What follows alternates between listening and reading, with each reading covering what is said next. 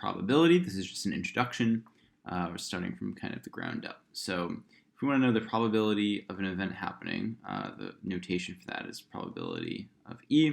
You might also see me use kind of the double P in curly brackets as well instead of these. But fundamentally, you're just looking at the number of events, or the number of ways that the event can happen.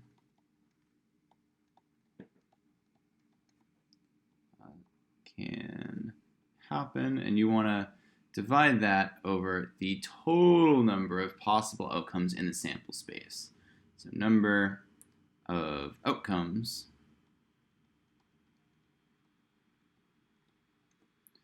in sample space S is what we'll call it. Another way of writing this is the number of ways that event E can happen divided by the number that take place in the sample space S. So a really basic example of this is, let's say, what's the probability that if we roll 2 dice, we get something even if we take the total, right? Or let's just do 1 die. That'll be easier to start off with. So if we roll 1 die and number of ways that event can happen, number of ways something can be even is 2, 4, or 6. So there's 3 possible outcomes that are even. And we divide that by the total number of outcomes in the sample space. So the sample space of rolling 1 die is 1, 2, 3, 4, 5, 6. So that means that the total number of outcomes is 6. So this is going to be 1/2. Half the time when you roll a die, you will end up with an even number. Now, not all probability problems will just be adding stuff up and then dividing it. So there'll be some things that are a little bit trickier. So we also want to talk briefly about counting principles. So I'm going to give you 2 counting principles today. The first is if I want to know the probability of A happening and then another event, which I'll call B happening, that's going to be equal to the probability that A happens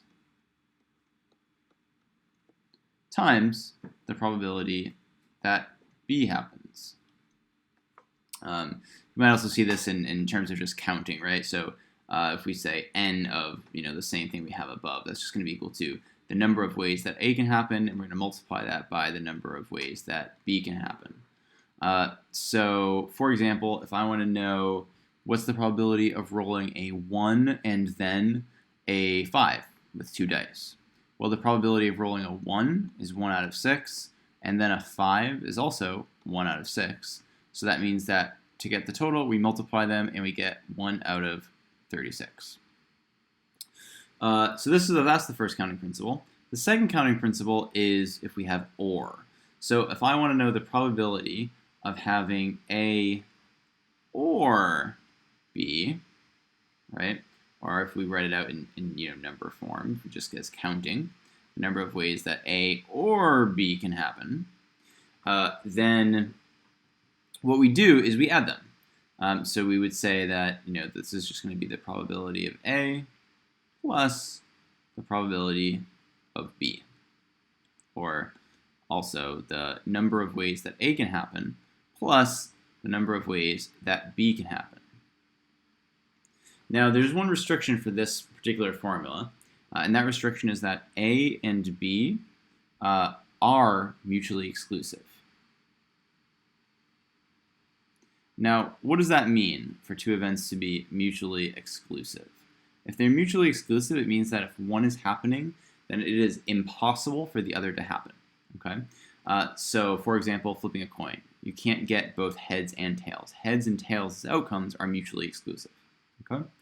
What happens when you have things that are not mutually exclusive? Well, if they're not mutually exclusive, you do the same equation, the same kind of formula, except this time you're going to do the number of ways that A can happen plus the number of ways that B can happen, and then you need to subtract the union of A and B. I'm sorry, not the union, the intersection. I need to be more careful when I'm speaking here. The intersection of A and B. So to show you kind of what I mean by that, let's clear this here. So what we mean is, let's say I want to know, I have a white die and a black die, and I'm going to roll both of them. And I want to know, what is the probability that the white die rolls a 1 or the black die rolls a 2? So these two events are not mutually exclusive, right? I can roll a 1 and a 2, a 1 on the white and a 2 on the black. So I'm going to make a little chart here, white, black. So white can be 1, 2, 3, 4, 5, 6. Black can also be 1, 2, 3, 4, 5, or 6. So what we want to do then, sorry, I apologize for my not very straight lines, but if you've been in class with me, you know that straight lines are not necessarily a strength of mine. So anyways, we can make a little grid here. And I want to shade in all the different combinations that satisfy this white rolling a 1 or black rolling a 2. So white rolling a 1, I wonder if we can change colors. Can we change colors here? Ooh, let's do blueberry. Okay, so white rolling a 1, this satisfies it, this satisfies it, this satisfies it, this satisfies it, this satisfies it, and this satisfies it. These are all different ways of rolling a 1, right? What about black rolling a 2? Well, for black rolling a 2, let's do, what is this? Maraschino. Ooh, fancy. So black rolling a 2, this satisfies it, as does this, and this, and this, and this, and this. So if we add up, we just use our non-mutually exclusive, our mutually exclusive formula. We have 1, 2, 3, 4, 5, 6 plus 1, 2, 3, 4, 5, 6, which is 12. The problem with that is we're double counting this square, right? We've counted this twice, once for the white and once for the black. That's bad. That's why you're subtracting out the union, it's the intersection. So the intersection of white and black, white being a 1 and black being a 2, is this spot right here. So it just has one square, so it is 1, which means that the answer here is going to be, we have 6 plus 6, right? 6 for white, 6 for black. But then we subtract out the intersection, which is 1. So that means you have 11 ways to roll this out of a total of 36. So then the probability is going to be equal to 11 over 36. Okay. Another way of kind of seeing this is if we just listed out all the combinations. So for white, right, we have, let's say, white and black. So we want white to be 1. So 1, 1, 1, 2, 1, 3, 1, 4, 1, 5, and 1, 6. But for black to be 2, let's list out those. So we could have 2 with 1, 2 with 2, 2 with 3, 2 with 4, 2 with 5, or 2 with 6. And if you look at this list, again, you can see we've double counted this combination, this outcome.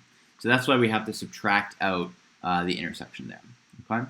So that's the intro to probability. It's just very basic definitions and some useful counting